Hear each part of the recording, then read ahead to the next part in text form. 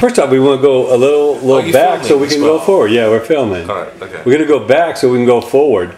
I know classical music's been in your blood forever, but tell us about getting into music, how you really developed your interest in music.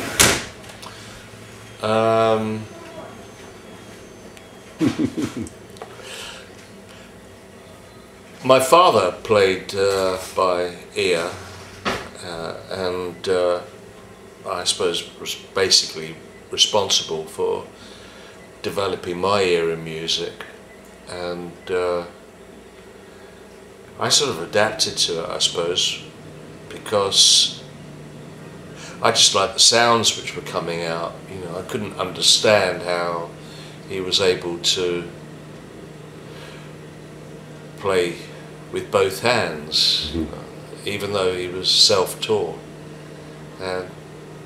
But you know, he gave me a few lessons and things. I adapted to it quite quickly, and he then said, "Well, you have to learn to play it properly." So, and you know, my mother and father were not wealthy people.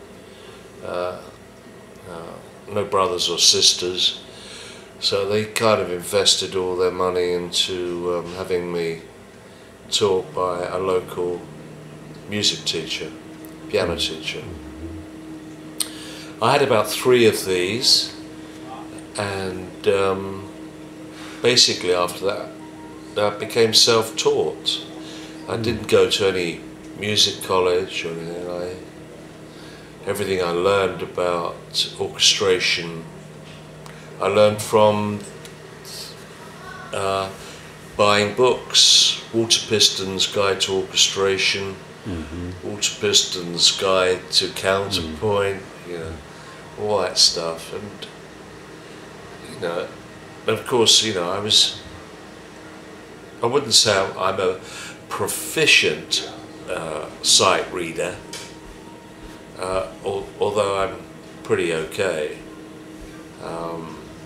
And of course I do write my own music, because I think it's become apparently obvious. Now, did that, being self-taught, did that help you develop your own sound, or looking back, how did that help? Actually, I think if I was to instruct any budding young keyboard player, I would say, well, yeah, learn to play by ear first, and then know how it applies to actual music scores. So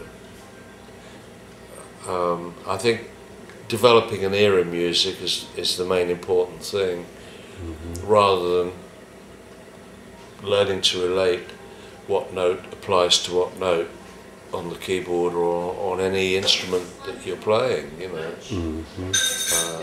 A lot of the great pianists didn't ever learn to read music, particularly, like, you know, my favourites being Errol Garner, you know, jazz pianists, Bud Powell. Of course, there are others like Dave Brubeck, which obviously write and compose, but I don't regard myself to be on that level. I'm sort of on a different level. I do play classical music, but I don't regard myself as being a classical composer. I do play jazz, but I don't regard myself as being a jazz musician. What comes out in between, I've got no idea, but and I don't choose to question it. Yeah. So you have classical and jazz in your roots, and how did the rock music become a part of it? Well, I think really it was a means to an end, and I seemed to become quite proficient at playing keyboards. And of course, starting out, it was very difficult to get above the noise of another guitar player. They crank their amps up to number 11. and if you're playing an acoustic piano, then you have no chance of being heard. And I wanted to be heard, so the next available instrument for me was the Hammond B3,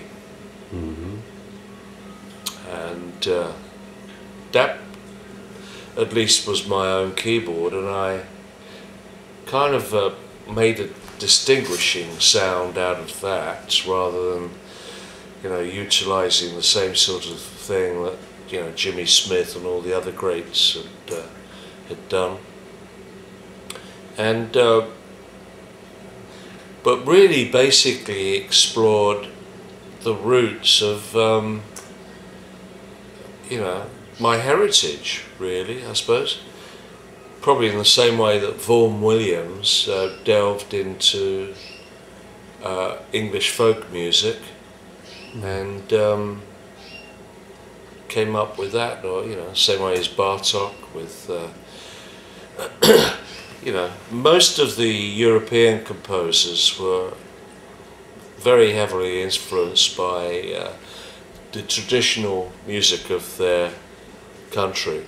And the same way as, you know, Alberto Ginastera,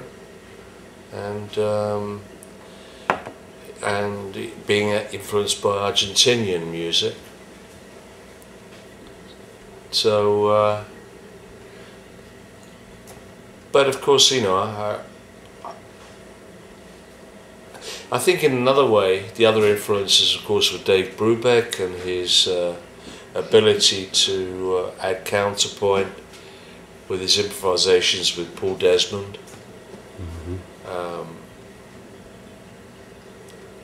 So, you know, this was in my formative years when I was listening to people like this, just at home, and just reapproaching pieces by Bach and learning counterpoint and things like that, and reading on books. And I always wanted to amalgamate, draw the two sides together, the orchestral with probably in the rock format. I started this off in 1968 with my earlier band, The Nice, and wrote the Five Bridges Suite, which I was commissioned to do it. It was the first time I'd ever set about sitting there with putting pen to paper and pen to manuscript, and getting all the parts out, and just the magical experience of hearing your composition played by so many people.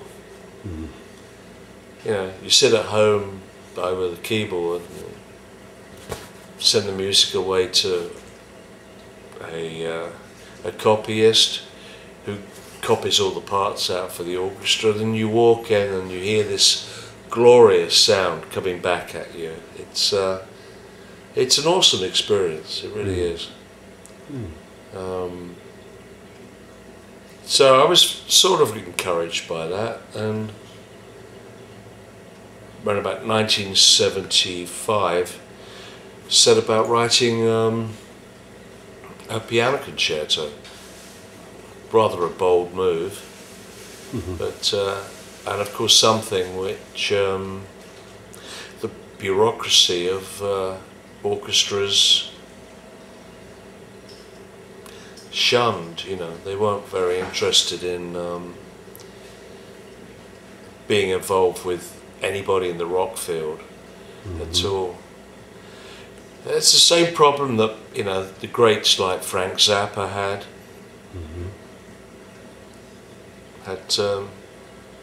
I'm really pleased now